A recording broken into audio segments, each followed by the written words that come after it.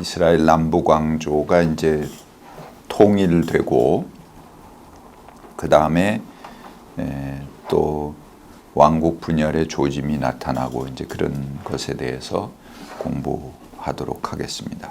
자, 지난 시간에 다윗이 그 사울 북왕국의 일파의 후계자들을 이제 정리를 하고 남북 왕조의 단일 왕으로 등극하게 되는 것까지 이제 공부를 했습니다. 그래서 이 북왕국에 있던 장로들, 북쪽 지파 장로들이 이 다윗의 지도력을 인정하고 남쪽으로 내려와서 그 다윗과 계약을 맺는 형식으로 다윗이 마침내 전체 이스라엘의 왕으로 등극하게 됩니다.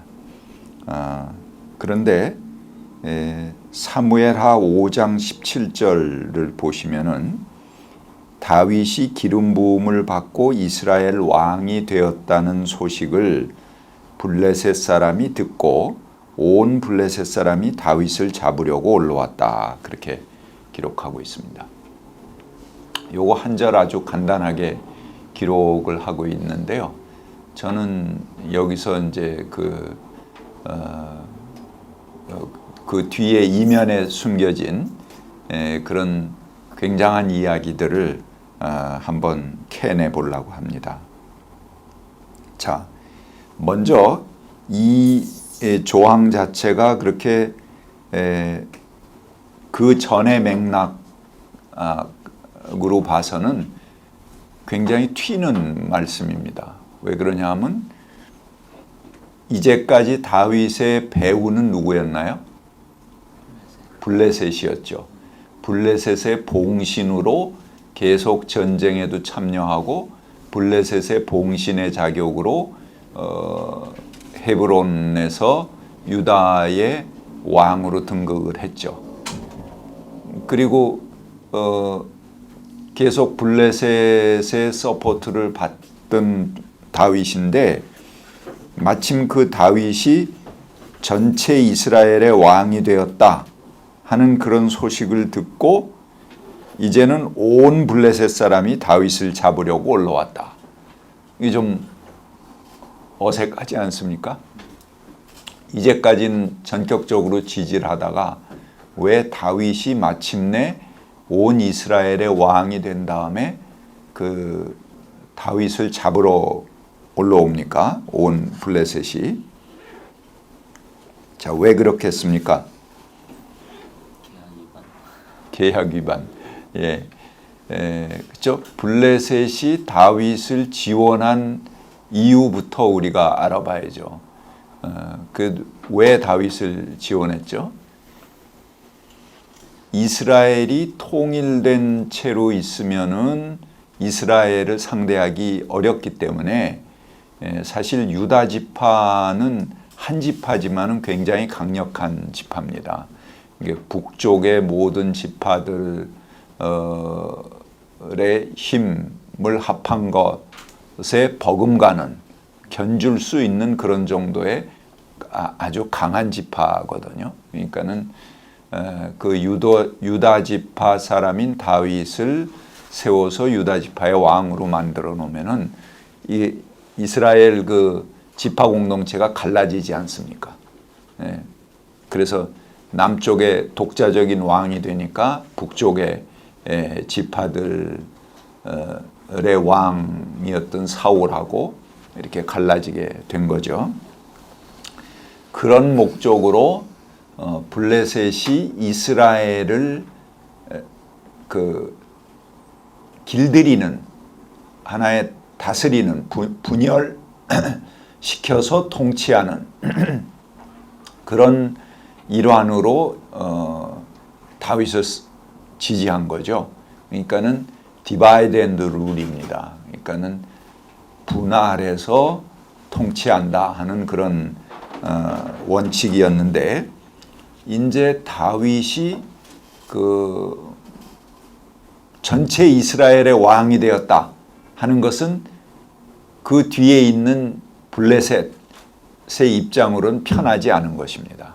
그것은 큰 형님의 의도에 반하는 거죠. 다윗은 분열시키는 용도로, 이스라엘을 분열시키는 용도로 지원했던 것인데, 다윗이 전체 이스라엘을 통합해서 하나로 만들었다 하는 것은, 이거는 큰 형님의 의사에 반하는 것입니다. 그렇기 때문에 이 블레셋이, 온 블레셋이 그 소식을 듣고 다윗을 치러 올라옵니다.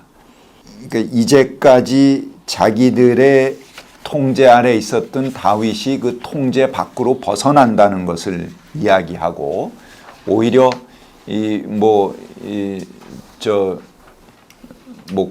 고양이를 키우다가 호랑이를 키운 것 같이 다윗을 지지했는데, 이 다윗이 전체 점점 커져갖고 이스라엘의 아주 강력한 그런 왕권 주자로 부각되는 것은 블레셋으로서는 이제 매우 불편한 일입니다. 그래서 블레셋이 즉시 쳐들어오고 다윗과 전쟁을 하게 됩니다. 근데 다윗이 다행히도 그 전쟁에서 승리했습니다. 그때도 이제 산악전을 이용해서 블레셋을 몰고, 그 다음에 계속 밀어붙여서 아예 블레셋 본진까지 내달아서 밀어붙였습니다. 그래서 블레셋을 아래로 납작하게 만들고, 그리고 통일 왕국의 왕이 된 거죠. 저는 바로 이 점이 다윗의 위대한 점이라고 생각합니다.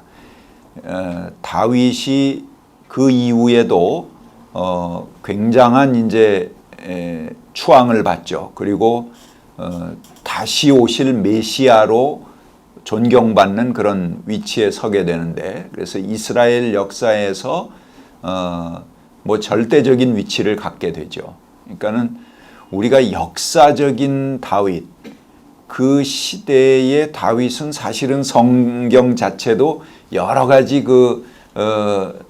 다윗 주변에 일어났던 잡음들을 그대로 보도하고 있습니다.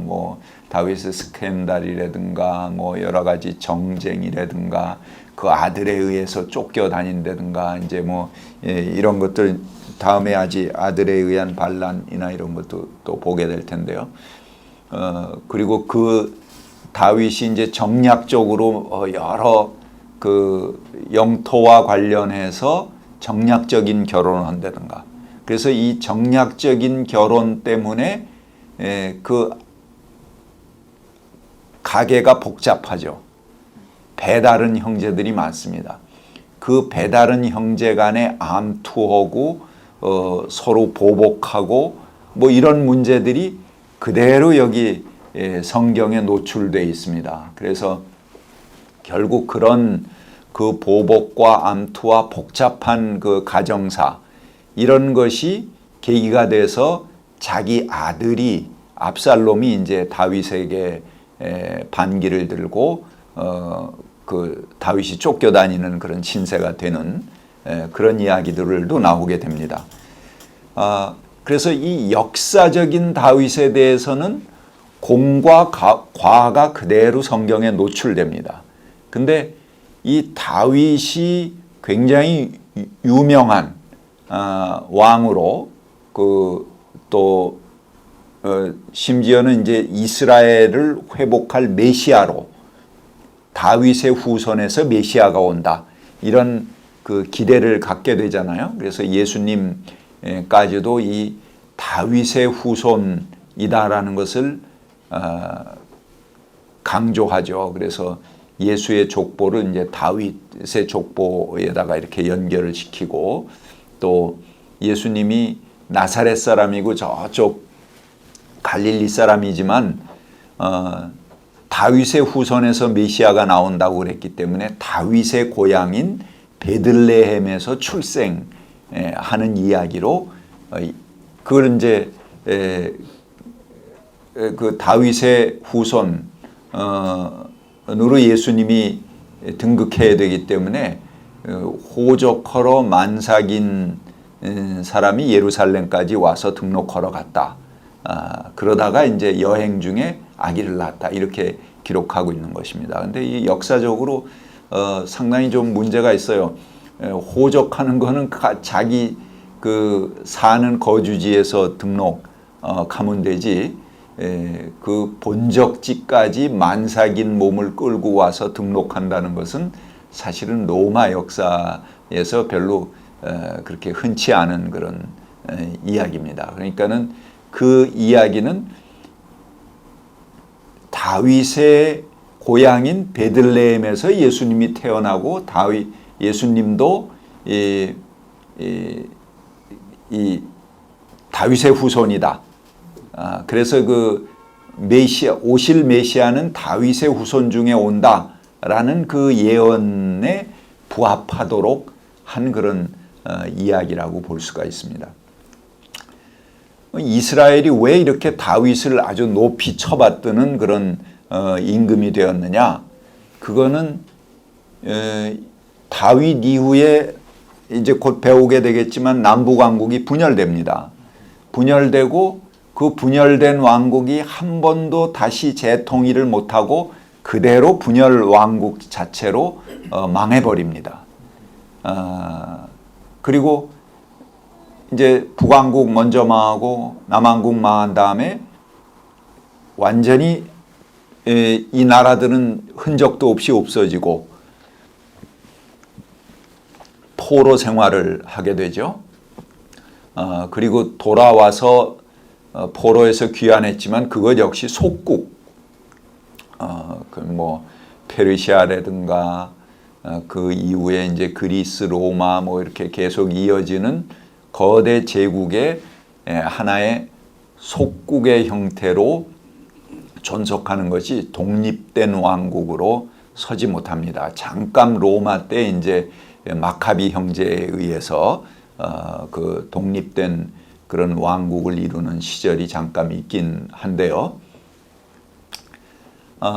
그렇기 때문에 나라를 잃어버린 그들에게 제일 영웅은 누구에게겠습니까? 가장 강성한 왕국을 유지했던 왕, 그게 다윗이시거든요. 그러니까 다윗은 그들의 그 하나의 모델이 되는 겁니다. 그래서 이스라엘 역사 내에 그들이 나라가 분열되고 남의 나라의 종이 되고 속국이 되고 나라를 잊어버렸기 때문에 가장 강력한 남북왕조, 통일된 남북왕조를 이끌었던 다윗은 굉장한 메시아가 되는 거죠. 이상적인 왕이 되는 거죠. 그리고 그 다윗의 후손에서 다시 메시아가 오신다. 이런 그 신앙들을 갖게 되는 겁니다. 그러니까는 역사적인 다윗에 대해서는 논란이 많아요. 그렇지만 그 이후에 다윗 이후의 다윗의 평가는 아주 절대적인 평가가 주어지게 되는 것입니다. 근데 그 이유가 뭡니까? 만약에 다윗이 블레셋의 봉신으로만 지냈다. 그러면은 그런 지위를 얻지 못했을 것입니다. 그렇죠? 그냥 이스라엘을 분열시킨 원흉으로 끝났을 거예요. 그런데 다윗 개인으로 봐서는 유다의 왕 노릇을 한다고 그래서 뭐 크게 나쁠 것은 없습니다. 그것이 이제 그보다 조금 한 배쯤 되는 나라의 왕이 되거나 유다 지파의 단일 왕이 되거나 다윗이 누리는 영화나 다윗 개인의 명예나 뭐 이런 뭐 자기의 삶에 불편함은 없을 거예요. 오히려 모험을 하지 않고 다윗이 그냥 자기 일신의 영달만 꾀하게 된다면은 유다의 왕으로 블레셋이라는 막강한 그 군사력을 가진 집단의 서포트를 받으면서 존재하는 것이 편할 수 있습니다. 그러나 다윗이 자기로 인해서 생긴 분단의 씨앗, 그래서 이스라엘 공동체가 갈라지게 됐잖아요. 이건 내가 해결하겠다는 강한 의지를 가지고 분명 그렇게 되면은 블레셋이 쳐들어올 것을 알죠, 다윗이. 그러나 그럼에도 불구하고 이스라엘을 단결시켜서 자기의 절대적인 지지 집단인 블레셋과의 일전을 불사하는 거죠. 그리고 전쟁을 해서 결국은 다시 이스라엘을 통일해서 통일된 강력한 왕국을 이루고 그 다음에 블레셋과 싸워서 블레셋을 완전히 밑으로 납작하게 밀어붙였다 하는 것은 아주 다윗의 위대한 점이라고 볼 수가 있습니다. 저는 그 점이 다윗의 위대함을 밝히는 제1의 조항이 되어야 된다고 생각합니다. 근데 성경은 한마디 말로 딱 지나갑니다. 통일왕국의 왕이 되니까 온 블레셋이 쳐들어왔다. 그렇게 간단하게 지나가는데 그 말 속에 굉장한 다윗의 위대성이 있다라고 생각을 합니다. 글쎄 그거는 이제 우리 역사로 좀 비교해서 보면은 아마 여러분들이 이해가 빠를 수 있을 겁니다. 우리 남북이 분열된 것은 사실은 뭐 우리 자체 안에 어떤 이데올로기적인 분열도 있지만 결정적으로 이 38선을 그은 거는 미군 대령하고 소련군하고 같이 만나서 이렇게 선을 중간 적당히 자기들이 긋고 이쪽은 너희가 이쪽은 우리가 이렇게 해서 일본군 무장 해제를 위한 선으로 그어놨잖아요. 그게 이제 고착이 돼서 이 남북 분단이 생기게 됐는데 뭐 여러분 잘 아시는 대로 북쪽에 있던 소련군들은 무장 해제를 시키고 북에 이제 그 정부가 쓰고 그리고 소련군이 물러갔습니다. 무장 해제하고. 근데 미군은 물러가는 척했다가 다시 이제 한반도 전쟁이 생기고 그때 들어와서 계속 자리를 잡고 있죠. 그래서 지금도 이제 빨리 애매한 휴전 상태에 지금 있는데 이 휴전 상태를 종식시키고 평화 체제로 가지 못하는 이유가 이거를 휴전을 종식시키면 미군은 나가야 돼요. 명분이 없죠. 그러니까는 계속 지금 이 억지로 휴전 협정 상태에 지금 우리가 있는 그런 형편입니다. 그러니까는 계속 이 긴장이 되는 거죠.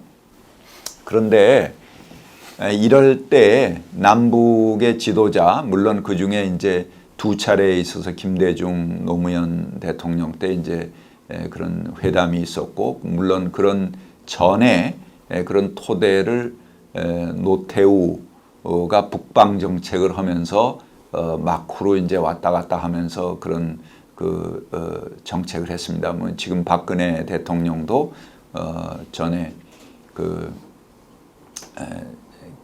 이제 북을 방문해서 거기서 이제 그 회담도 김일성인가요? 뭐 아무튼 그저 같이 만나고 김정일 주석을 만났죠. 위원장을 만나고 그리고 왔습니다만, 아무튼 계속해서 이 정치권에서 남북의 어떤 교류는 하는데도 사실은 이 남북의 문제를 딱 타결을 해서 어떤 결정적인 긴장을 완화하고 우리가 완전히 평화 체제로 넘어간다든가 평화협정 상태로 간다든가 또는 아무튼 남과 북이 전 세계로 힘을 뻗어가기 위해서는 지금 이런 전쟁 상태로서는 유지하기 곤란한 거죠. 이게 뭐 굉장히 불안한 상태 아닙니까? 그러니까 빨리 이 불안한 상태를 해소하고 남과 북이 이제 통일되는 그런 상태로 가야 되는데 그런 것을 과감하게 시도할 만한 지도자들이 흔치 않습니다.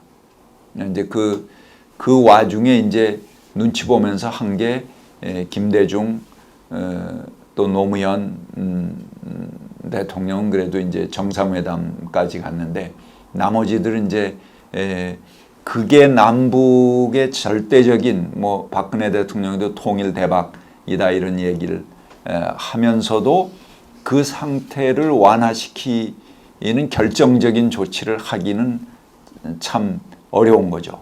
왜 그러냐? 뒤에 큰형님이 반대하기 때문에 그렇습니다. 그러면 그 상태가 완화되면 뒤에 큰형님은 절대적인 이 남쪽에서 지위를 잊어버리게 되기 때문에 그것은 이제 계속 조정하는 거죠.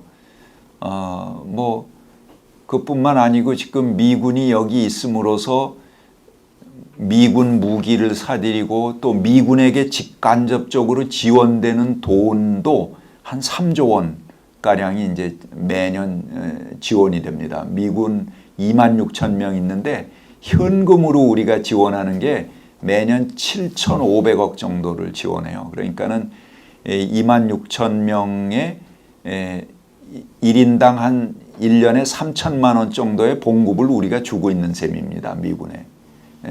그러니까는 게다가 이제 그런 걸 매년 그쪽에서는 막대한 돈을 요구하고 자꾸 상향시키고 있죠. 미군의 무기를 자동적으로 사오는 돈 이런 것도 매년 한 4, 5조에 해당하는 돈들이 들어갑니다. 천안함 사건이 일어났다. 뭐 작년에도 이제 남북이 뭐 어떤 전쟁 위기 상태까지 갔다.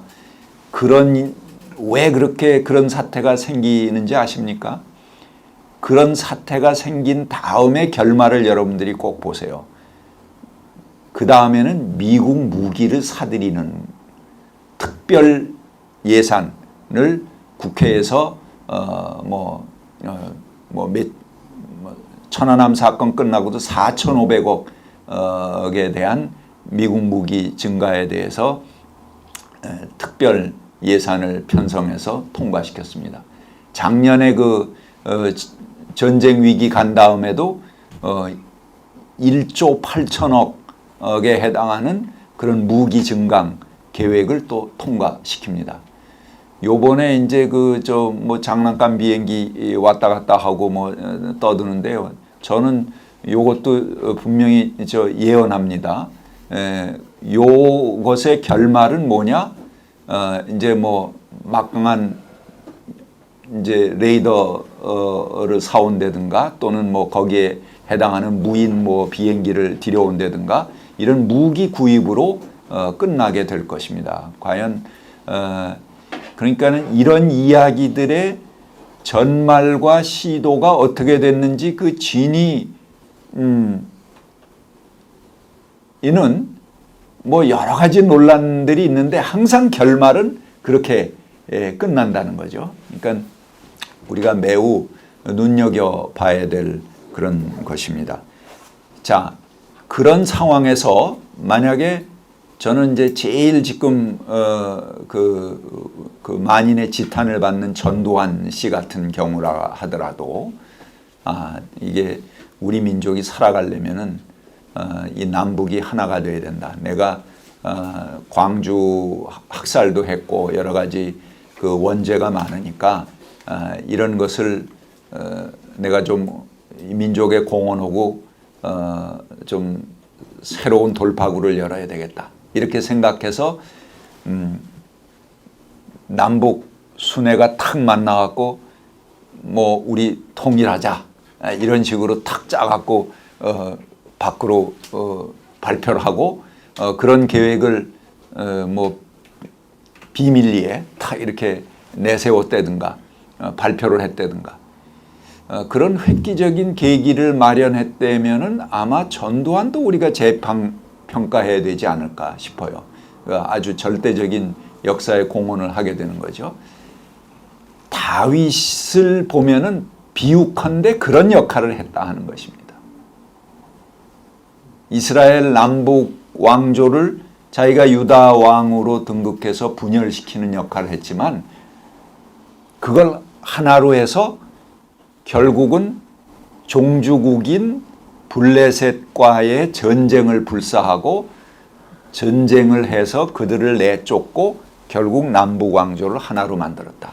이것은 굉장한 다윗의 업적입니다. 우리가 다윗을 볼 때 뭐 다윗이 참 뭐 눈물로 침상을 적시고 이제 뭐 이렇게 백성들을 살피고 그 마음이 여리고 시를 짓고 뭐 이런 것으로 다윗을 칭찬하고 좋다고 그러는데요. 그것이 다윗의 좋은 점이 아니고 정말 다윗의 위대한 점은 그 블레셋과 전쟁을 불사하면서 자기 민족끼리 재통일하는 그런 엄단을 내렸다는 것. 그리고 블레셋과의 전쟁을 통해서 그들을 내쫓았다는 것. 그래서 그 외세를 제외하고 이스라엘 남북 왕족끼리 다시 합할 수 있는 계기를 마련했다는 것이 다윗의 놀라운 그런 업적이라고 생각이 됩니다. 자, 그 다음에 다윗은 이제 통일 왕국을 하기 위해서 여러 가지 노력을 했습니다. 그러니까 자기로 인해서 생긴 분단의 그 씨앗, 상처를 치유하는데 적어도 자기 통치의 대부분을 바치고 노력한 왕입니다. 그러니까 이 통치의 방향을 잘 잡았다 이렇게 볼 수 있는 거죠. 그가 한 것은 첫 번째 수도를 남과 북의 중간 위치인 예루살렘으로 옮겼습니다. 그러니까 헤브론은 저 유다 진영, 유다 지파 안에 깊숙이 들어가 있는 거죠. 남쪽에 있습니다. 근데 그 헤브론을 남왕조와 북왕조의 중간 위치에 국경 위치에 있는 예루살렘으로 옮기게 됩니다.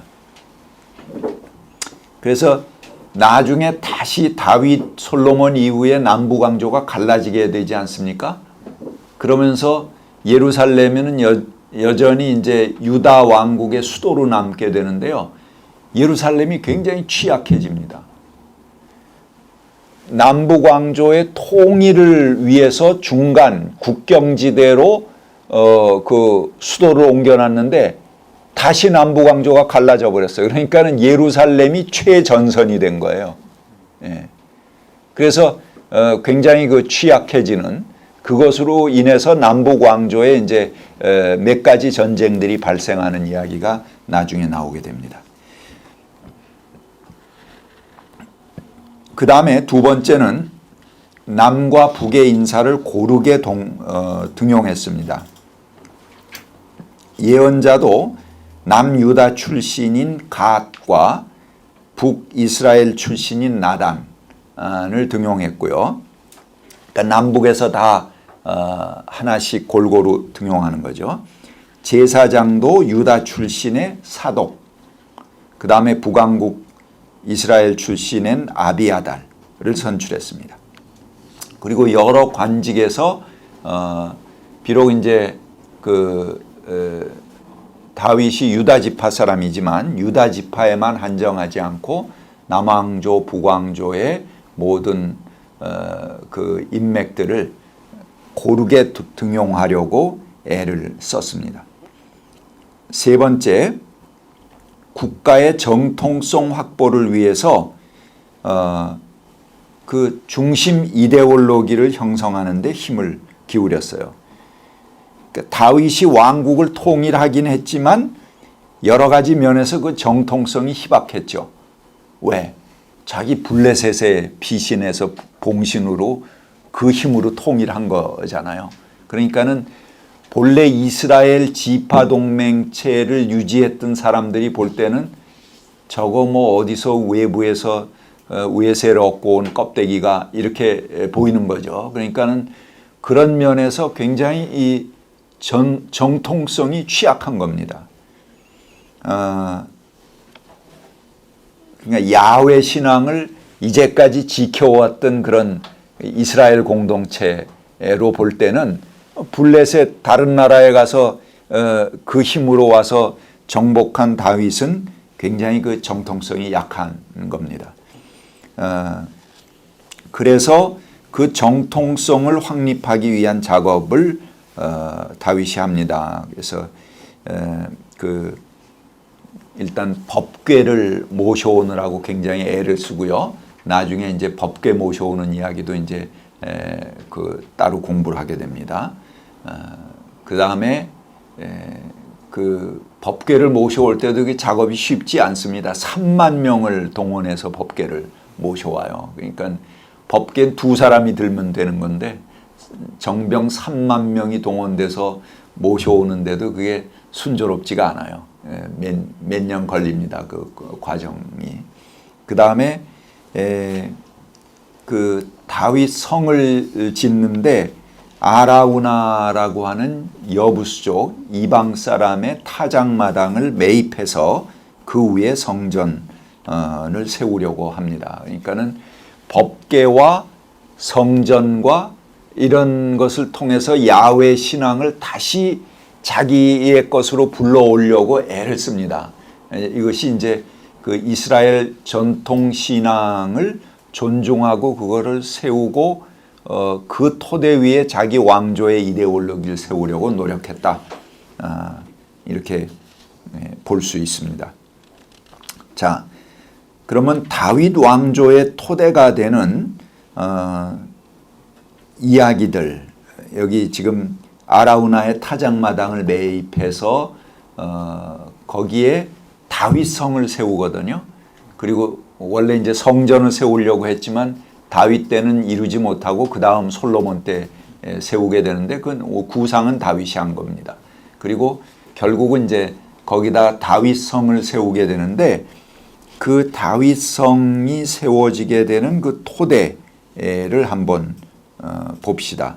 사무엘하 24장을 한번 읽어보시기 바랍니다.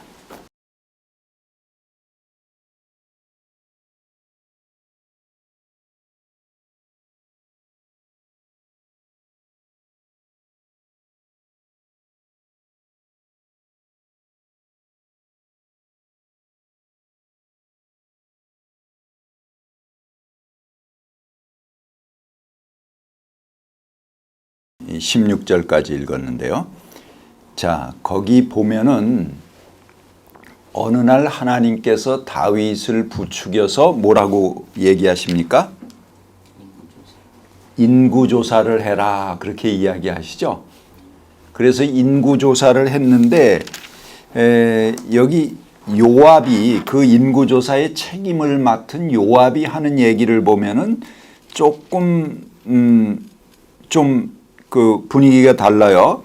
임금님의 주 하나님이 이 백성을 지금보다 100배나 더 불어나게 하여 주셔서 높으신 임금님께서 친히 그것을 보게 되시기를 바랍니다. 그러나 높으신 임금님께서 어찌하여 감히 이런 일을 하시고자 하십니까? 이렇게 물어봐요. 그러니까는 다윗의 인구조사의 책임을 명받은 요압마저도 별로 동의하지 않는 거죠. 어째서 이 높으신 임금님이 이런 일을 하십니까? 이렇게 이야기를 했다는 것입니다. 그러니까 인구조사를 하는 것에 대해서 굉장한 저항감이 있습니다. 자, 인구조사를 하는 것에 왜 이런 저항감이 있을까요? 여기 나중에 다윗도 이 인구조사를 딱 해서 결과를 보고한 다음에 스스로 양심의 가책을 받았다. 또 그렇게 얘기하잖아요. 그래서 주님께 내가 이런 일을 해서 큰 죄를 지었습니다. 그러나 주님 이제 이 종의 죄를 용서해 주시기 바랍니다. 참으로 내가 너무나도 어리석은 일을 했습니다. 그러고 이 다윗이 이 회개를 합니다.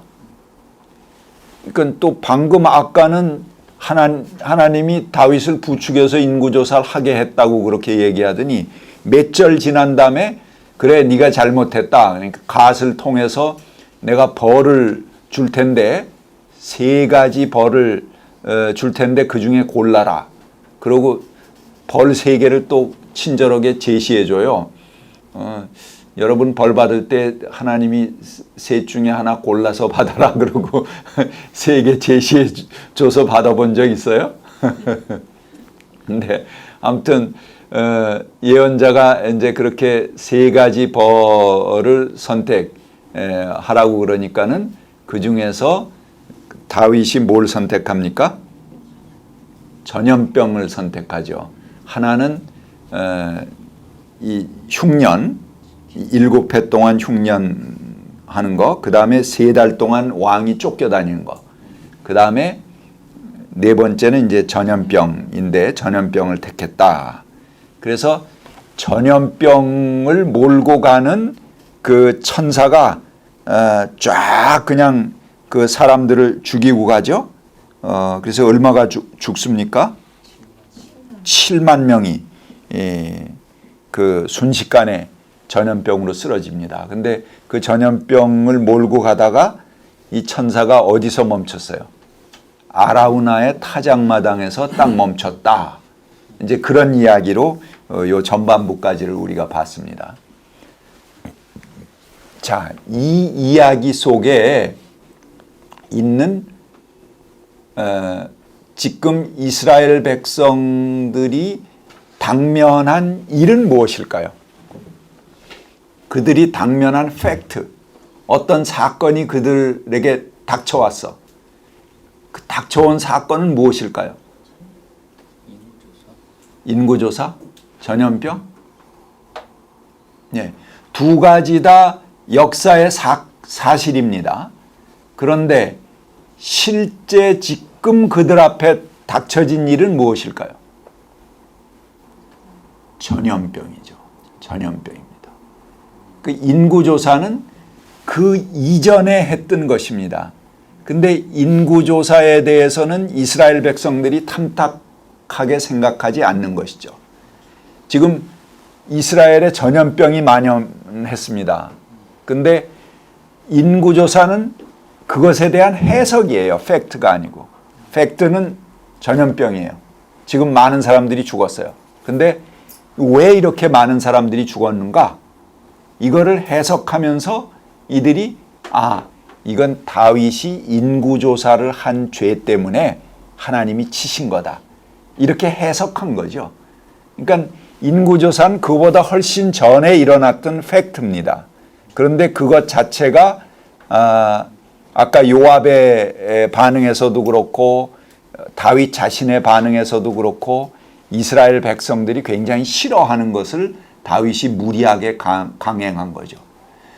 왜 이스라엘 백성은 인구조사를 싫어할까요? 네, 인구조사를 하는 목적은 뭡니까? 다윗이. 그렇죠. 세금 문제, 또 군역 문제, 병역 문제, 뭐 군대를 어떻게 징발하느냐 하는 문제.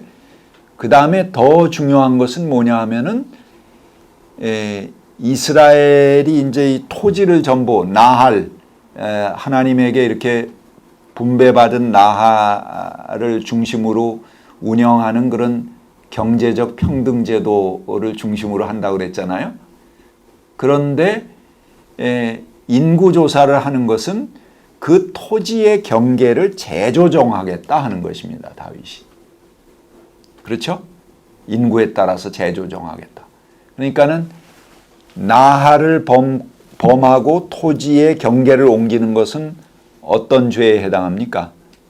야훼 하나님을 범하는 죄에 해당하잖아요. 이스라엘 공동체가 아주 싫어하는 거죠. 이 토지의 평등 제도를 깨는 거죠. 그러니까 임금으로서는, 왕으로서는 물론 이제 세금도 걷어야 되려고 또 이제 병역도 차출해야 되겠지만 더 중요한 것은 왕권의 재정적 토대를 갖추려면은 이스라엘 백성들이 다 저마다 자기 땅을 가지고 이건 못 내놓겠다 이렇게 하면은 왕권 형성이 안 되는 거죠. 그러니까는 그거를 재조정해서 왕실의 소유의 땅을 확보해야 될 필요성이 있는 거예요. 그런 필요성 때문에 인구조사를 하는 것입니다. 그러니까는 그것은 백성들에게 이건 야훼 하나님을 범하는 것이다 해갖고 절대적인 그 반대에 부딪히게 되는 거죠. 그래서 그 반대를 무릅쓰고 다윗이 강행을 해서 여기 인구조사를 완성했잖아요. 그 이제 과거의 사건입니다. 그 사건에 대한 하나의 그 벌로 하나님께서 이 전염병을 주셨다 하고 백성들이 해석하는 거죠. 그러니까 전염병은 실제 그들에게 닥친 일입니다. 근데 인구조사는 꼭 그것에 대한 원인으로 전염병이 왔다. 이거는 역사에 있어서 그런 필연이라는 건 없죠. 우리가 성경에서 보니까 이제 그렇게 두 사건을 연결시킨 거지. 그거는 두 개가 별개의 사건이죠. 그러나 백성들이 가지고 있던 불만과 원성을 이거는 이 전염병은 다윗의 그 죄 때문에 하나님께서 우리에게 내려주신 거다. 이렇게 해석했다는 것입니다. 그러니까 전염병은 팩트고 인구조사의 이야기는 해석입니다. 역사의 해석이죠. 그 두 가지가 붙어 있는 거죠. 자, 그러면 가시 세 가지 벌을 내놓고 어느 걸 고를래 하는 얘기의 팩트는 무엇일까요? 여러분, 그 세 가지 벌을 누가 내놓고 하나님이 고르라고 그런 적 없잖아요. 그 이야기가 갖는 건 뭘까요? 여러분 보세요. 이 세 가지 벌 중에서 만약에 다윗이 공정하게 그 벌을 고른다면은 자기가 정말 잘못했다고 생각하면 어떤 벌을 골라야 되겠습니까? 지가 도망 다녀야지. 예? 그런데 저는 안 도망 다니고 전염병을 달라 그래갖고 백성들이 7만 명이나 죽었죠. 그 이야기는 실제로 뭐 누가 예언자가 와서 이거 너 셋 중에 하나 고를래? 이렇게 해갖고 그 벌칙이 주어지고 그런 게 만화책에나 있지 어디 그런 게 실제 있을 수 있습니까? 그 이야기가 백성들에게 떠도는다는 것 자체가 어떤 사실을 얘기해 줍니까? 우리에게 어떤 팩트를 얘기해 줘요? 다윗의 인격에 대한 의심입니다. 여러분 옛날 전두환 때 이제 뭐 그런 농담 많이 들잖아요. 어떤 애가 전두환 바보 뭐 이렇게 낙서했더니 걔가 잡혀갔다고. 근데 왜 잡혀갔냐? 국가 기밀 누설죄로 잡혀갔다. 뭐 이런 조크 하잖아요. 그 조크가 갖는 의미는 무엇입니까? 예? 그 똑같은 거죠. 이건 정말 형편없는 대통령이 와서 이렇게 나라를 제멋대로 다스린다 하는 백성들의 불만이죠. 이 가시 세 가지를 내놨다 하는 그 얘기도 그 하나의 그 이야기 자체가 가지고 있는 기능이 있습니다. 그건 뭐냐면 백성들이 다윗의 인격을 이게 국가기밀 누설죄라고 그러고 대통령 바보 이렇게 한 거를 그런 조크로 돌리듯이 그런 이야기죠. 말하자면. 그거 봐. 그놈 인격이 그래. 이제 이런 얘기입니다. 그러니까 지가 도망 다녀야지 왜 백성들 7만 명씩 그 전염병이 도는 걸 선택해요. 그러니까는 그 사람의 인격이 그렇다 하는 그런 백성들의 여론입니다. 그렇게 갖고 쫙 그 전염병을 일으켰는데 그 전염병이 딱 멈춰선 곳이 아라우나의 타작마당이었다. 그러잖아요. 그래서 다윗이 그곳을 보고 이 타작마당에 제단을 쌓고 여기 하나님께 제사를 지내자 그러고 그곳에서 이제 하나님께 제사를 지내고 아라우나에게 아라우나가 이 땅이 내가 필요하니까는 내게 팔아라 이렇게 이야기를 하니까는 아라우나가 그냥 가지십시오 이렇게 얘기하잖아요. 근데 그러면 안 된다 그러고 굳이 돈을 주고 여기 뭐 은 몇 세겔? 예, 50세겔을 지불하고 그것을 샀다. 그리고 그 제단 마당에서 이제 번제와 화목제를 드리고 다윗의 땅을 돌보아 달라고 주께 비니 주께서 그의 기도를 들어주셔서 이스라엘에 내리던 재앙이 그쳤다. 이렇게 해서 이 다윗의 그 땅 매입과 번제 화목제에 의해서 그 재앙이 그친 것으로 그렇게 이야기가 되죠. 자, 다윗 여기 사무엘하 24장에 나오는 이야기는 다윗에게 있어서 가장 좋지 않았던 두 가지 역사의 이야기입니다. 하나는 인구조사의 이야기죠. 이거는 아주 다윗에게 있어서 결정적으로 백성들이 다윗으로부터 마음을 떠나게 한 그런 계기가 되는 겁니다. 뭐 밧세바와의 통정 사건이라든가 뭐 우리아를 죽이고 뭐 그런 스캔들 뭐 그다음에 무리하게 그 몸에서 난 아들에게 왕위를 계승하는 것 뭐 이런 여러 가지 복잡한 일이 있지만 그건 그냥 개인의 가정사예요. 개인의 문제일 수 있어요. 그렇지만 온 백성들을 인구조사해서 군역을 걷어들이고 세금을 걷어들이고 땅의 지경을 재조정하고 이렇게 하는 것은 백성들의 삶에 직접적인 영향이 미치는 사건입니다. 이거는 백성들과 다윗이 정말 한판 크게 부딪히는 그런 사건이죠. 뭐 개인적인 사생활의 문제 뭐 이런 거는 그냥 그건 뭐 개인의 문제니까 그냥 지나갈 수 있다고 그러지만 이건 민생 문제예요. 온 백성들의 주머니와 관련된 문제거든요. 그래서 다윗이 가장 큰 원성을 샀던 사건이고 그 원성 때문에 또 하나의 이 전염병 사건, 그래서 온 백성들이 이렇게 갑자기 전염병 때문에 무너지는 걸 백성들은 연결시켰잖아요. 두 개를.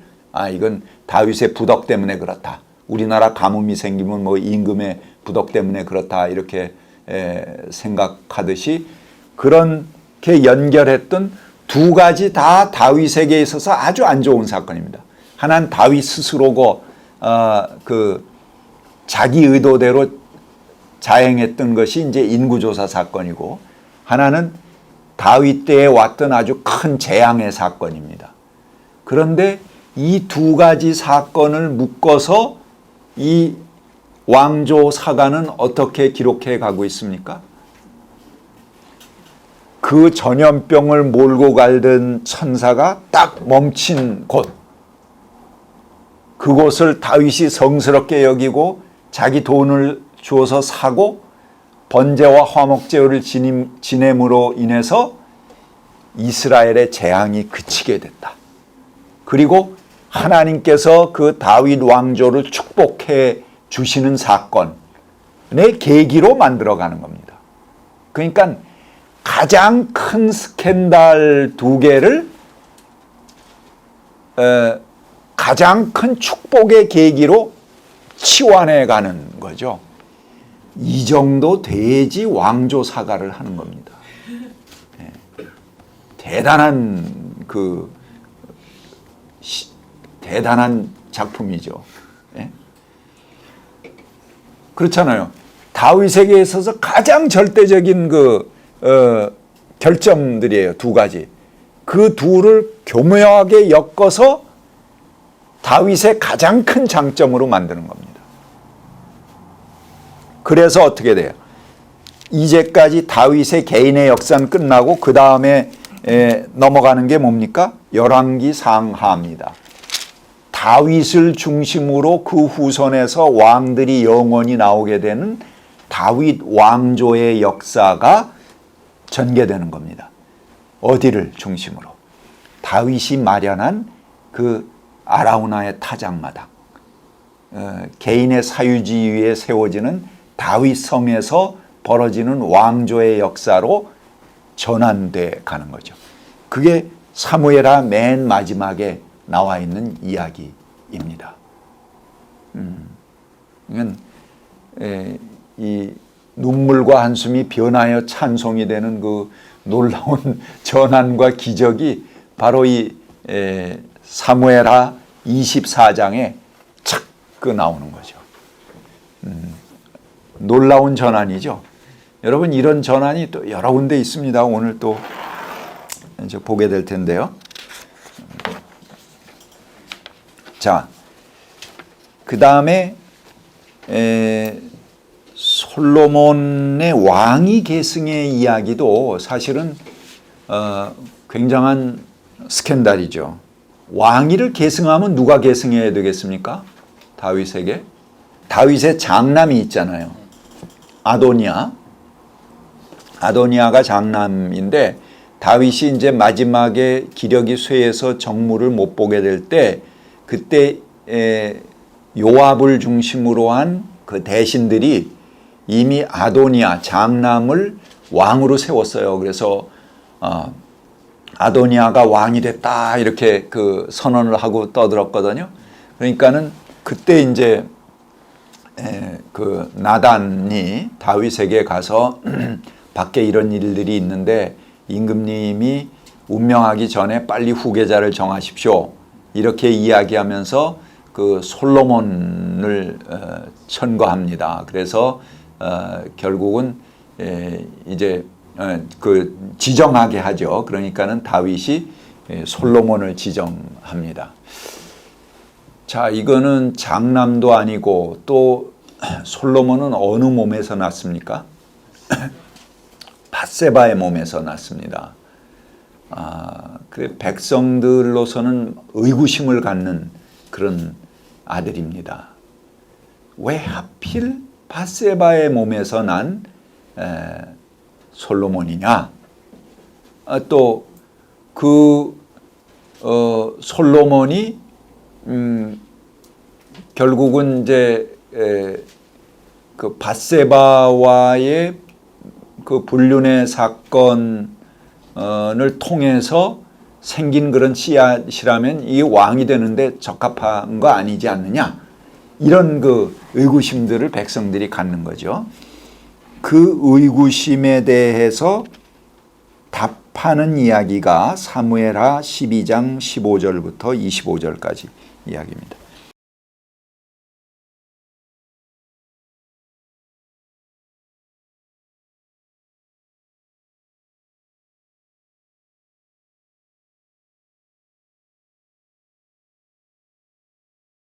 자, 이 이야기 보면은 아이가 아파서 이제 그 사경을 헤맬 때 다윗이 금식하면서 밤을 지새우고 기도를 합니다. 그래서 이제 사람들이 굉장히 걱정을 하죠. 근데 그 아이가 죽었습니다. 그래서 야, 이거 어떡하나, 임금이 살아있을 때 저렇게 금식을 하고 잠도 안 자고 기도를 하고 그랬는데 아이가 죽었다고 하면은 이게 어떻게 될 것인가, 이렇게 두려워하면서 이제 아이가 죽었다라는 그런 소식을 전했습니다. 그랬는데 오히려 다윗은 그 이야기를 듣고 어떻게 했어요? 목욕을 하고 몸에 기름을 바르고 왕궁으로 돌아와서 음식을 먹습니다. 그래서 사람들이 굉장히 당황하죠. 아니 어떻게 저 임금이 아이가 죽었다고 그러는데 저렇게 할 수가 있는가? 그러면서 임금에게 가서 물어봅니다. 어떻게 이렇게 하실 수 있습니까? 그렇게 이야기를 했더니 다윗이 아이가 살아있을 땐 내가 금식하면서 우는 것으로 인해서 하나님께서 혹 불쌍히 여겨서 아이를 살려주실 수도 있다. 이렇게 생각했기 때문에 그랬는데 이미 아이가 죽었는데 내가 무엇 때문에 계속 금식을 하겠소? 매우 현실적인 그런 답변을 합니다. 여러분들이 부모라면은 이런 태도가 나올 수 있을까요?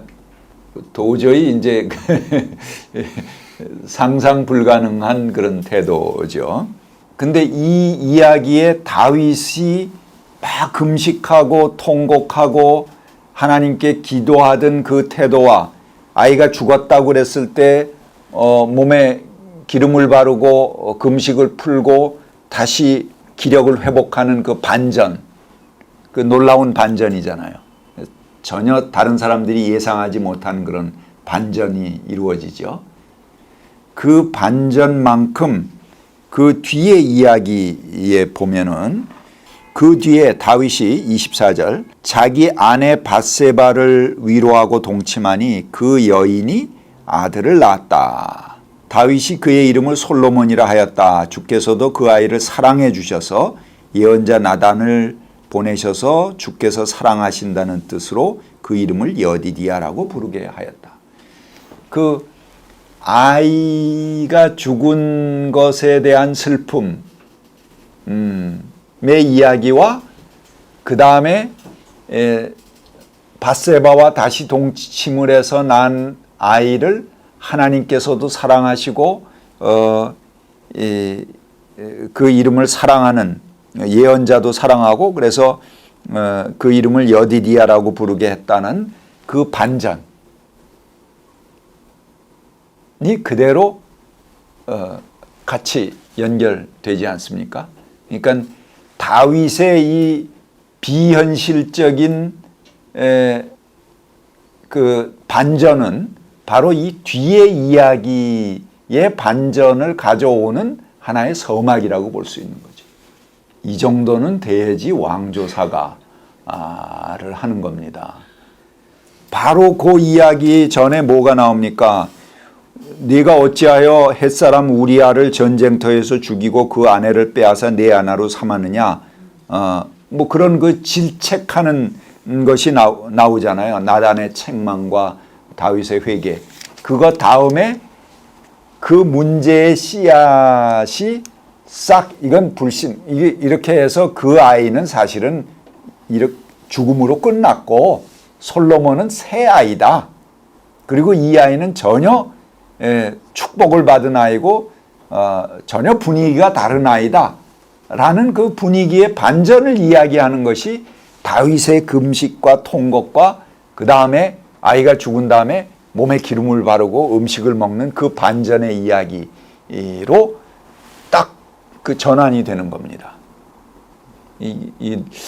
아주 영화 같은 전혀 논리상 통하는 것도 아닌데 하나의 영화의 그 분위기 뭐라 그럴까요? 그 영화의 하나의 이미지가 변하는 것 같은 그런 요법을 통해서 솔로몬이 전혀 새로운 축복의 씨앗이다. 하나님의 사랑을 듬뿍 받은 아이다.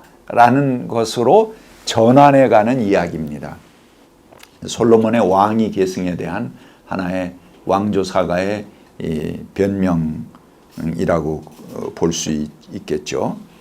참 그 놀라운 문학적인 그런 기술이라고 저는 생각합니다.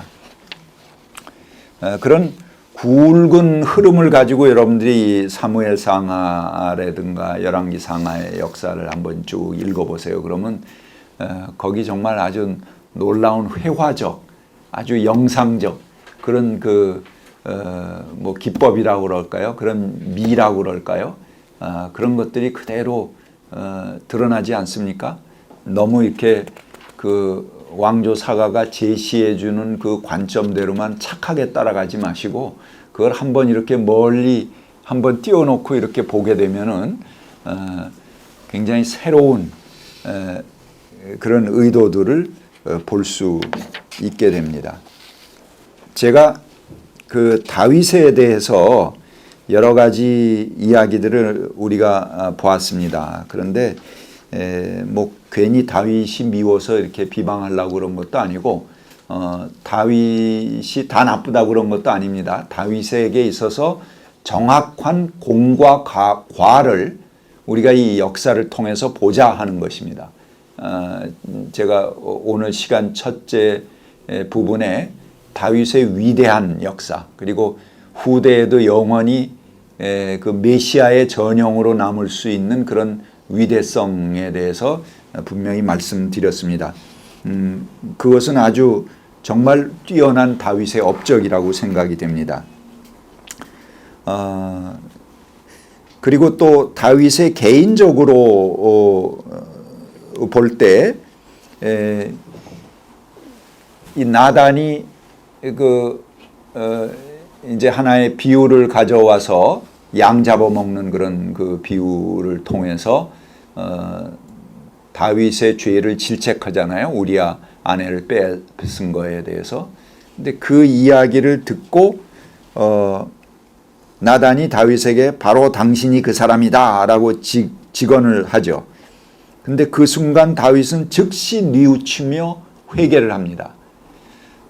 이것도 상당히 그 개방된 인격을 가진 것입니다. 다윗이 대부분 이제 자기를 변호하고 변명하기 위해서 나단 뒤에 억지로 이제 뭐 나단 너는 깨끗하냐 그러고 뭐 나단을 조사해 갖고 그 뒤에 혼의 자식을 끄집어낸다든가 그런 행위를 적어도 다윗은 안 했죠.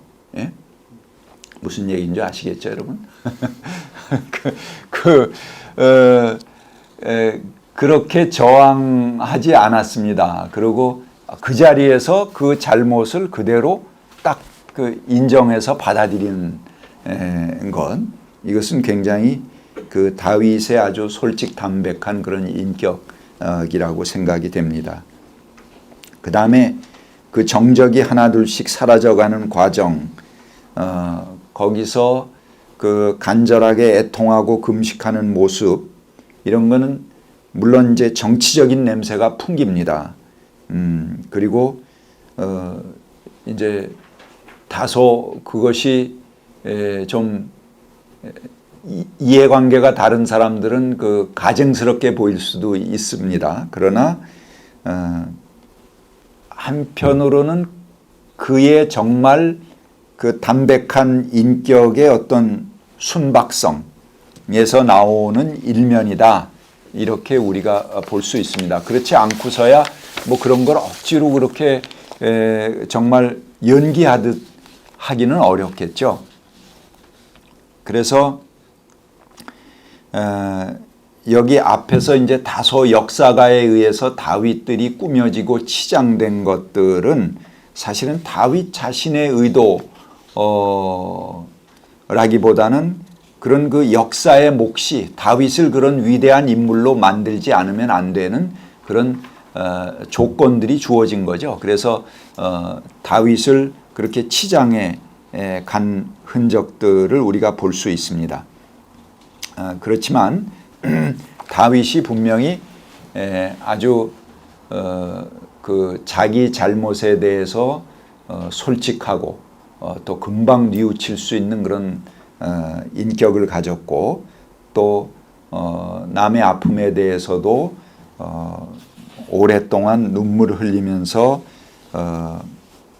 아파할 수 있는 그런 그 인격을 가지지 않았겠나 우리가 이렇게 보아집니다. 다윗 전승에 비친 솔로몬 시대를 한번 보겠습니다.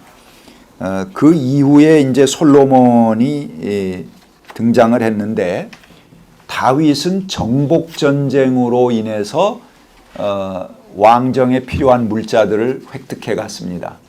그러나 솔로몬은 조세를 통해서 획득해 갔죠.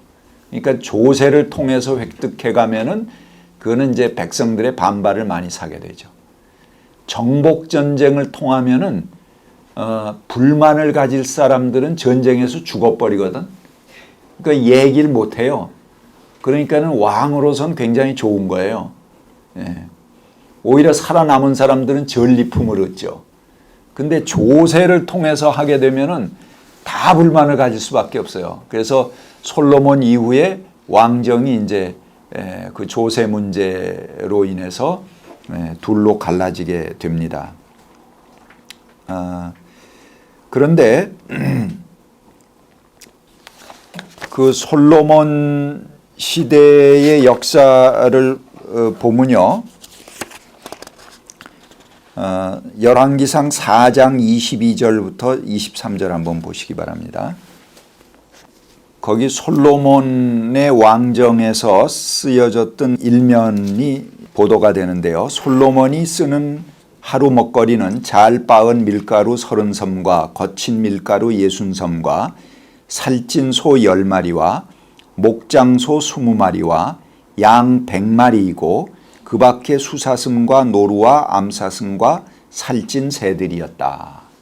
그 당시에 시골 사람들은 특별한 절기나 행사 외에는 육류를 먹지 못했습니다. 그런 점을 생각한다면 하루에 엄청난 양의 육류를 소비하는 솔로몬의 궁정 생활은 이 평범한 일상, 평범한 사람들의 일상과는 상당히 동떨어진 생활이었다 하는 걸 알 수가 있죠. 또 솔로몬은 자그마치 700명의 후궁과 300명의 첩을 두었다. 이제 그렇게 또 이야기도 합니다. 이런 점들이 다윗과 솔로몬의 그 통치가 이제 강대한 국가를 이루긴 했지만 옛날에 가졌던 그 평등 사회의 소박함은 이미 떠나 있다 하는 걸 볼 수가 있습니다. 그 실제로 사울 왕 때의 그 고각, 사울은 따로 왕궁을 만들지 않았습니다. 그냥 존재했는데 다윗은 이제 이 아라우나의 타작마당 위에 다윗 성을 건축하고 왕궁을 만들었죠. 그래서 다윗 때의 그 왕궁 안에서 나오는 집기들과 밖의 서민들의 주택에서 나오는 집기들을 보면 굉장히 그 화려함이 다릅니다. 그리고 이제 그 집의 구조도 다르고 그래서 상당한 그 계급적 차이가 생기게 된 것이 이제 다윗 솔로몬 때다 하는 것을 알 수가 있습니다. 그래서 이런 왕정이 시작되면서 결국은 이스라엘 내의 이 평등 공동체가 가졌던 그런 성격들은 많이 후퇴할 수밖에 없게 됐다. 그래서 그 이후에 왕국이 이제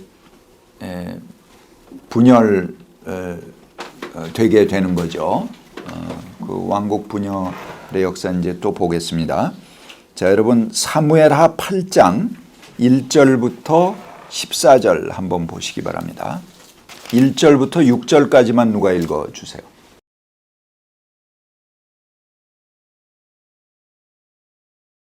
(18절까지가) 전부 다윗이 주변에 뭐 블레셋, 모암, 에돔, 시리아 뭐 이런 왕국들을 점령하는 그런 이야기들입니다. 그래서 제가 일부러 이런 본문은 잘 설교 안 하죠, 사람들이. 근데 제가 대학원에서 이제 그 목사님들이 이제 그 재교육 받는 그런 과정이 있어요. 거기 그 설교학, 구약 성경에 대한 설교 에 대한 그 과목이 한 학기 주어져서 제가 그 대학원 과정에 오신 목사님들에게 요 본문을 줬습니다. 사무엘하 8장 1절부터 6절까지 요 본문을 주고 설교를 써봐라. 그 여러분들이 설교를 쓰면은 뭘 쓰겠어요? 대부분 사람들이 그 6절에 다윗이 어느 곳으로 출전하든지 주께서 그에게 승리를 안겨주셨다. 이 본문을 가지고 이제 뭐 다윗의 승리, 뭐 하나님께서 함께 해주시는 뭐 그런 그 승리, 뭐 이런 제목으로 이제 설교 나올 게 그것뿐이 없어요. 여기서는 사실은 그렇죠. 그걸로 설교를 썼습니다. 여기 그 내용이 뭡니까? 전부 나라들을 정복해서 쳐 죽이는 얘기잖아요. 특히 2절 같은 데는 모압에 가서는 어떻게 했습니까? 사람들을 다 땅바닥에 눕혀놓고 줄로 잰 다음에 2줄 길이 안에 든 사람은 죽이고 1줄 길이 안에 든 사람은 살려줬어요. 이거는 무작위죠. 뭐 특별히 이유가 있어서 선별하는 것도 아닙니다. 그냥 앉혀놓고 줄로 그어갖고 3분의 2는 싹 죽이고 3분의 1만 살려놓은 거예요. 왜 그런 일들을 할까요? 정복자들이.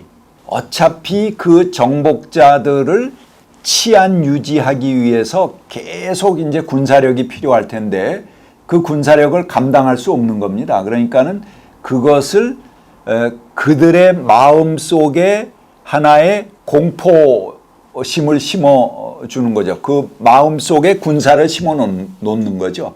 그래서 내 말 안 들으면 한 번에 가. 이런 것을 몸으로 보여주는 겁니다. 그래서 싹 3분의 1을 숙청해서 죽이고 나면 그 다음에 3분의 1들은 뭐 부들부들 떨면서 평생을 지내겠죠. 공포 속에서. 감히 그들이 반란을 일으킬 엄두를 못 내는 거죠. 그러니까 그 마음의 군대를 딱 심어주는 거예요. 머릿속에. 우리 민주주의도 이게 뭐 아무리 권력이 통제하려고 해도 통제 안 됩니다. 자기검열이라는 자기 안에 어떤 그 안기부원들을 전부 하나씩 이렇게 파송해서 배치해 놓는 것 이상의 통치 방법은 없어요. 그렇게 하면은 다 지가 알아서 기거든. 근데 그렇지 않고서 국민들이 제대로 저항을 하고 자기의 권리를 찾는다 그러면 이걸 뭐 손으로 막을 길이 없죠. 그래서 공포 정치를 하는 겁니다. 박정희가 주로 썼던 방법도 그거고요. 후딱 하면은 뭐 간첩단 사건 그래갖고 그냥 쫙 조직망 해가서 때려잡고 그리고 또 몇 달 있다 보면 그 사람 간첩이라고 그런 사람이 또 나와서 돌아댕겨.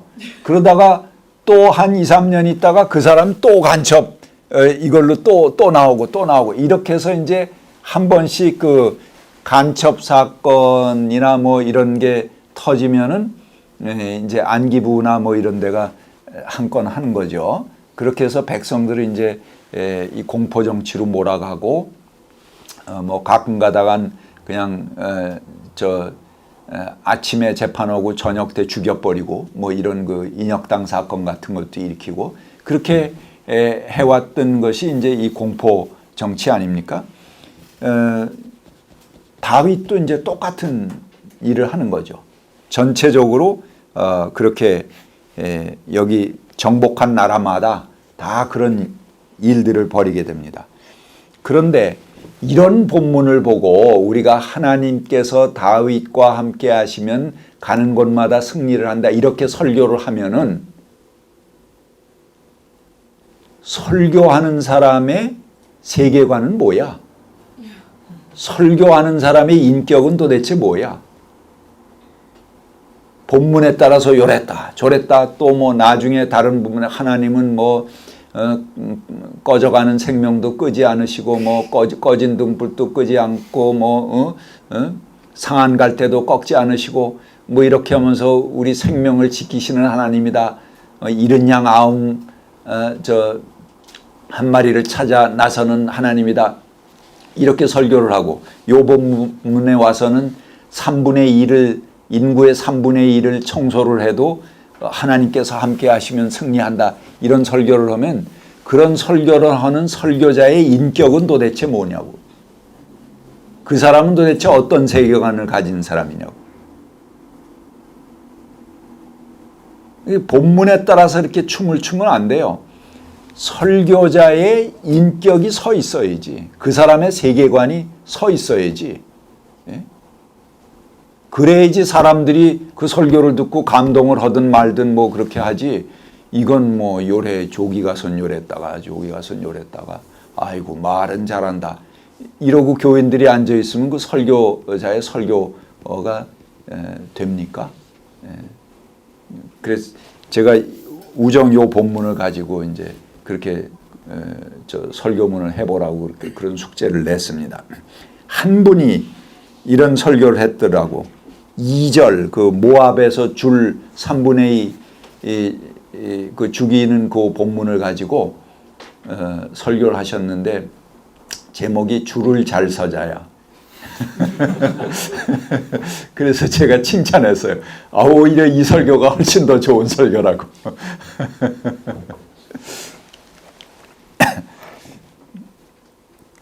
예, 제가 그래서 이런 본문을 가지고 볼 때 어떤 설교를 하겠는가? 거기 그 여러분 가진 그 글에 보면 모압, 소바, 아람, 암몬, 에돔 여기 지금 18절까지 그 정복한 주변국에 대한 이야기입니다.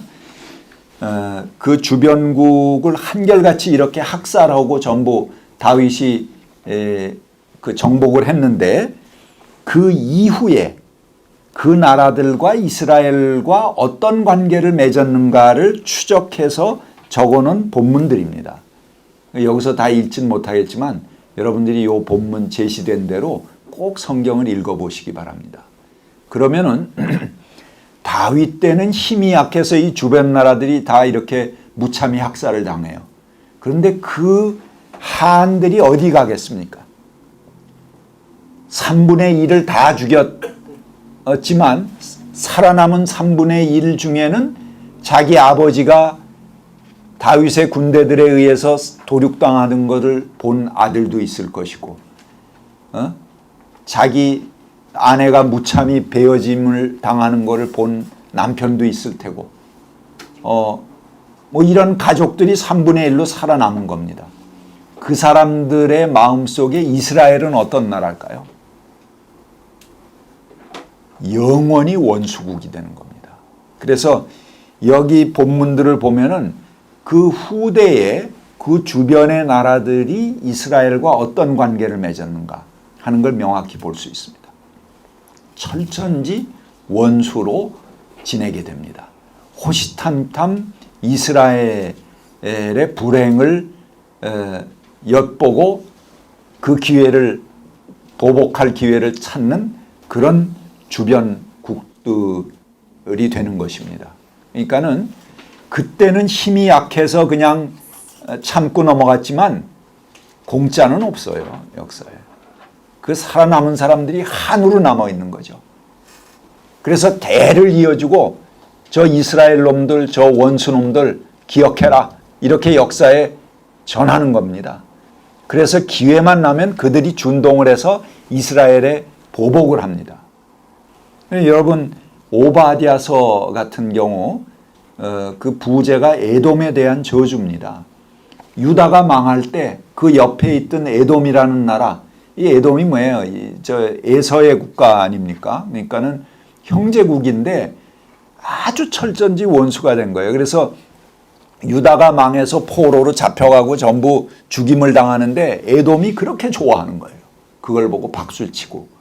그러니까는 유대 사람들이 그걸 보고 저 죽일 놈들, 그러니까 뭐 때리는 시어머니보다 뭐 말리는 뭐 시누이가 더 밉다 그런 것처럼 잡아가는 아시리아, 잡아가는 바벨론 군사보다도 옆에서 그거 보고 박수 치는 에돔 사람들이 더 저주스러운 거예요. 그래서 그 에돔에 대한 저주를 써놓은 것이 오바댜서입니다. 그러니까 나라가 망할 때도 그 주변의 국가들이 그렇게 크게 박수치고 철천지 원수가 되는 겁니다. 그 원수됨의 그 씨앗을 누가 심었습니까? 여기 지금 사무엘하 8장에 보는 대로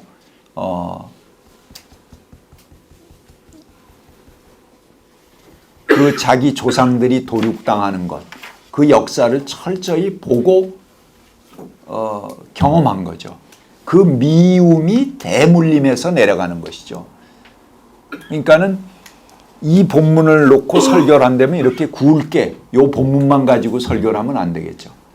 굵게 이스라엘 역사의 맥락을 보고 봐라, 역사에는 애누리가 없다. 우리가 힘이 강해서 한 놈을 짓누른다고 그래서 그것으로 끝나는 건 아니다. 언젠가는 당한 것을 되갚는 게 되는 것이 우리 인지상정이고 그것이 인간의 역사다. 그러니까 폭력이라는 것, 또 이런 억울한 어떤 죽음이라는 것, 이런 것이 결코 하나님 앞에 정당화될 수 없는 거죠. 반드시 보복받고 반드시 다윗은 안 받더라도 힘이 강하니까 그 후손들이 두고두고 그 몇 배 이상을 보복을 받게 되는 것이 역사의 현실 아니냐. 그런 메시지를 여기서 굵게 보고 끌어낸다면 이게 좋은 설교가 되겠죠.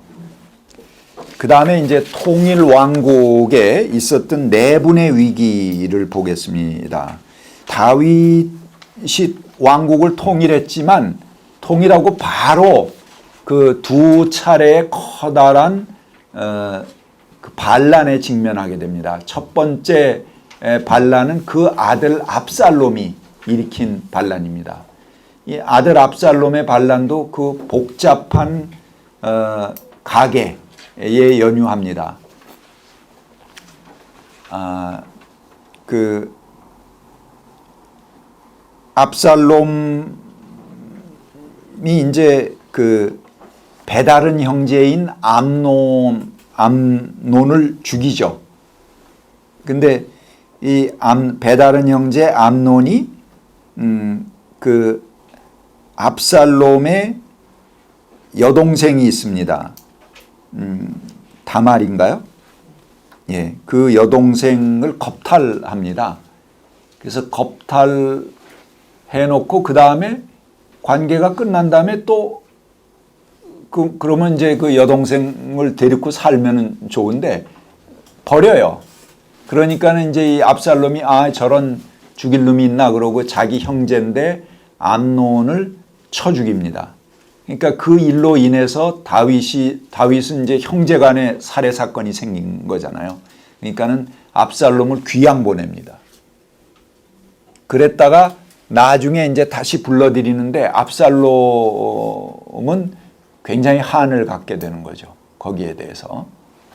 그래서 이제 배다른 형제들이 쭉 있기 때문에 거기서 생기는 이런 복잡한 일들이 생기게 원인이 된 거죠. 그래서 압살롬이 다윗에 대해서 앙심을 품고 다윗의 반란을 하려고 계획을 합니다. 그래서 북왕국 출신들이 다윗에게 재판을 하러 오면은 거기서 그 사람들에게 그 부축입니다. 다 옳고 정당한 말이지만 그 사정을 대신 말해줄 사람이 왕에게는 없어. 그러니까 북왕조 너희들의 말을 대변할 사람은 아무도 없다. 다윗 유다 사람 아니냐. 이렇게 이제 지역 감정을 자꾸 부추기는 거죠. 그러니까는 이제 그런 데 대해서 이 북왕국 지파 사람들이 이제 한을 가지고 있다가 결국은 압살롬이 일어나서 반란을 일으키니까는 전체적으로 거기 가담하게 됩니다. 그래서 여기 성경에 보면 온 이스라엘과 대항해 싸우는 형태가 됩니다. 다윗이.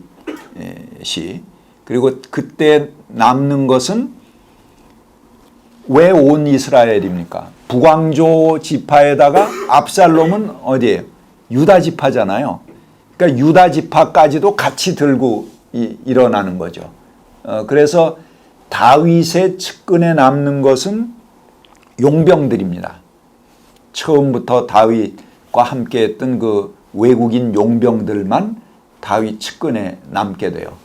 그래서 다윗이 이제 왕궁을 버리고 도망가면서 그 용병들에게 그런 얘기를 합니다. 당신들도 각자 이제 내가 당신들을 건사하지 못하오. 그러니까는 각자 나라로 돌아가시오. 이렇게 이야기를 합니다. 그런데 이 용병들이 상당히 그 용맹한 사람들이고 의리가 있어요. 그래서 다윗을 끝까지 그 옹호하면서 옹이하면서 피난을 갑니다. 지난 시간에 봤던 시므이가 돌을 던지고 욕설을 퍼부었던 사건도 그 압살롬 반란에 의해서 도망가던 중에 벌어졌던 일이죠. 그렇게 해서 쫓겨났다가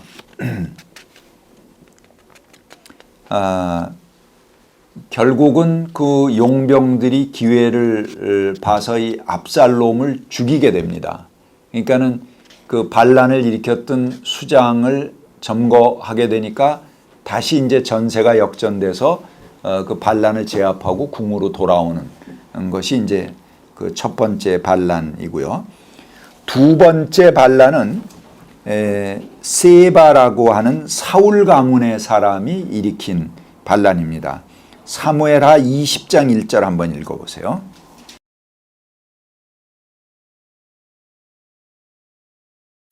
거기 그 앞부분에 그 즈음에 불량배 한 사람이 그곳에 있었는데 그의 이름은 세바였다. 그는 비그리의 아들로서 베냐민 사람이었다. 그는 나팔을 불면서 이렇게 외쳤다. 그러고 이제 요 시가 나오죠. 요 시가는 그 나중에 이제 그 르호보암에게 반기를 들고 여로보암을 중심으로 북왕국을 건립할 때도 이 시가 나옵니다. 우리가 다윗의 아들에게 다윗에게 얻을 목은 아무것도 없다. 우리가 이새의 아들에게서 물려받을 유산은 아무것도 없다. 그러니 이스라엘 사람들아 모두들 자기 집으로 돌아가자. 이게 이제 그 민중들 가운데 반 다윗에 대한 어떤 그 노래죠.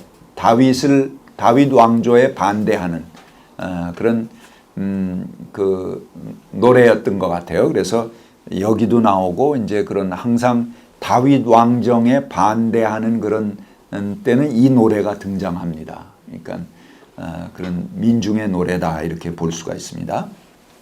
근데 이 세바의 반란 역시 이제 아주 다윗이 쫓김을 당하는 그런 그 대규모 반란인데요. 유다 지파 하나만 남기고 나머지 북왕국 지파가 전부 이 반란에 가담하는 그런 큰 반란입니다. 그런데 여기 1절에 뭐라 그럽니까? 그 즈음에 불량배 한 사람이 그곳에 있었는데 정말 세바가 불량배였을까요? 그 하나 불량배가 일어났는데 그렇게 이스라엘의 모든 지파들이 다 그를 따라서 이 반란에 참여했을까요? 그건 아니죠. 이건 이제 왕조 사가의 시각에서 볼 때 이제 그렇게 보는 겁니다. 그러니까는 여러분들이 이렇게 곱게 이걸 보면서 이게 참 불량배였구나. 뭐 그 말에서 벌써 그 다음에 읽을 필요도 없는 거죠. 그렇죠? 근데 그게 아니죠. 이미 이스라엘의 모든 지파들이 다 이 반란에 참여할 정도고 이 세바는 그 민족의 지도자입니다. 그 당시. 아무튼 이 세바에 의한 반란도 역시 이 용병들 다윗 주변에 있는 용맹한 용병들과 유다 지파 군대에 의해서 물리쳐집니다. 그래서 두 번의 반란이 그 다윗 재임 기간에 일어나게 되는 겁니다. 그러니까는 다윗이 뿌린 분단의 그 씨앗, 그 아픔을 다윗 스스로가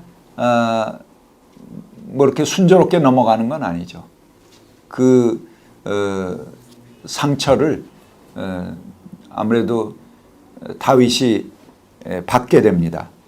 그러나 아무튼 다윗과 솔로몬 때에 이런 물질적인 풍요와 전성기를 이루었습니다.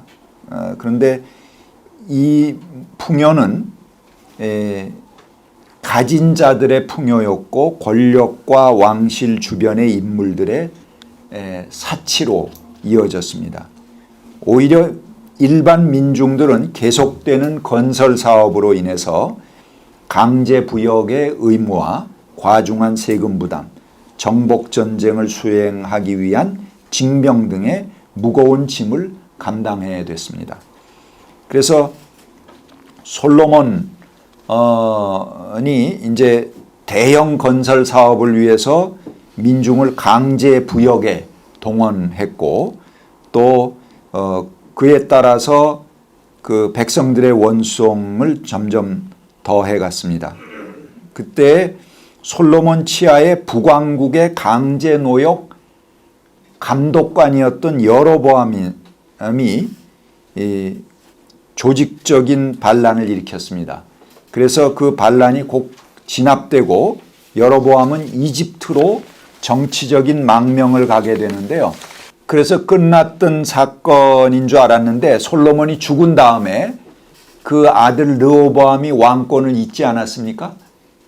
그랬을 때 북왕조 지파들이 와서 르호보암에게 우리 부역을 경감해달라, 세금을 경감해달라 이런 요구를 하게 됩니다. 그런데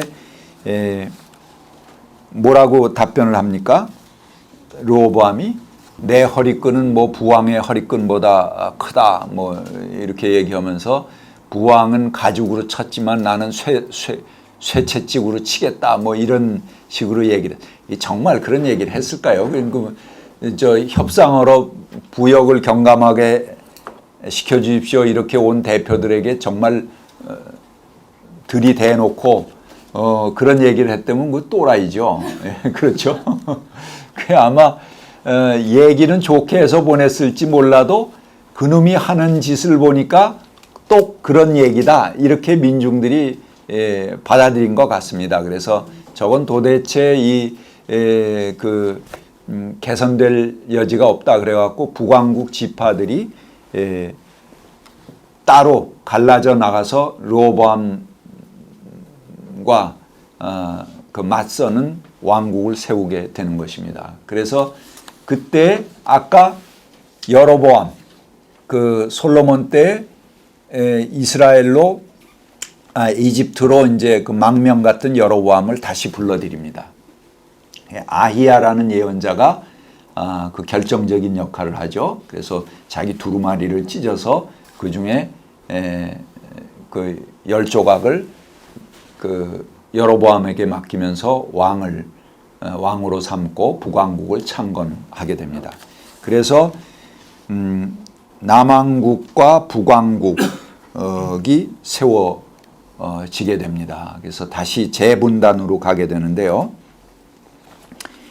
여로보암이 이제 왕이 되고 나서 제일 처음에 여로보암이 한 것은 뭐냐 하면은 대응 성전을 세우는 일이었습니다.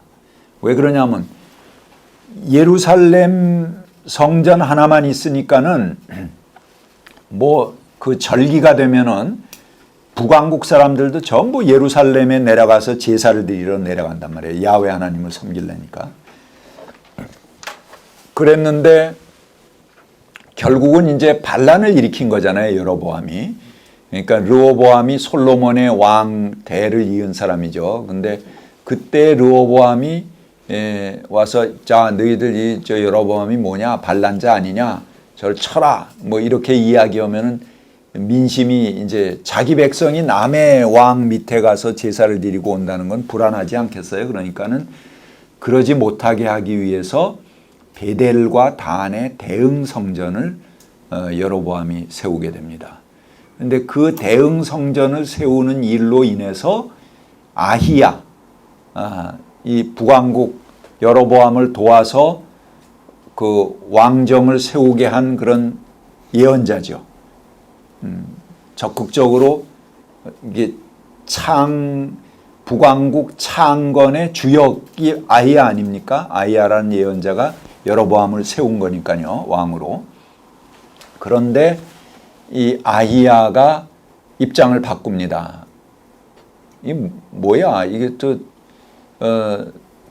베델과 단에 대응 성전을 세워 뭐 이런 것으로 이제 입장을 바꿔서 여로보암에 대한 지지를 철회하게 됩니다. 그리고 많은 예언자들이 이 여로보암의 성전을 세우는 일에 대해서 비난을 하고 여로보암에 대한 지지를 철회하게 되죠.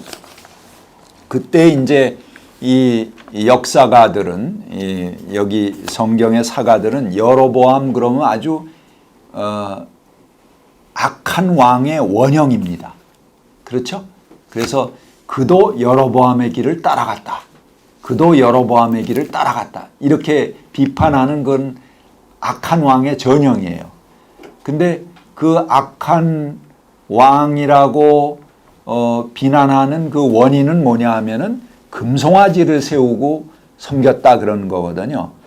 근데 이 북왕국에 이제 베델과 단의 성전을 짓고 세운 이제 금송아지라는 것은 사실 금송아지를 섬기기 위한 건 아니에요.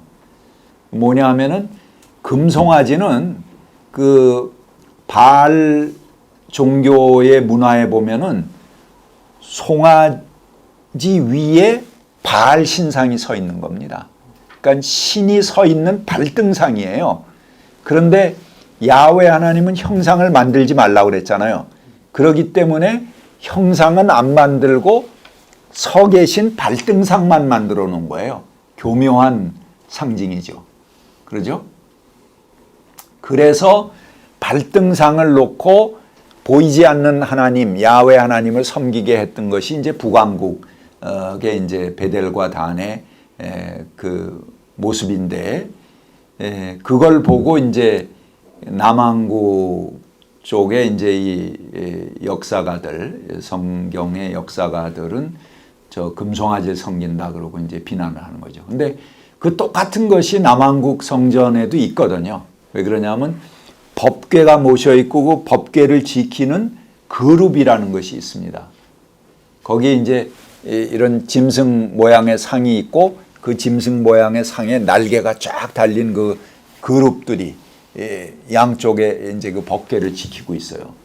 그러면 그것도 이제 뭔 짐승을 놓고 섬기느냐 이렇게 비난할 수 있는 거죠. 그런데 이제 아무래도 이 역사가 다윗 왕조 중심으로 형성됐기 때문에 북왕국의 그런 금송아지 상은 이제 그 우상의 상징으로 대대적으로 비난이 되고 여로보암은 악한 왕의 하나의 전형이 되는 것입니다. 이제 후대의 히스기야 요시야 왕이 좋은 왕으로 평가를 받는데 그 분들은 이제 이런 그 모든 산당 이런 걸 다 철폐하고 중앙 성전으로 집중한 그런 것이죠. 오늘은 거기까지 하겠습니다.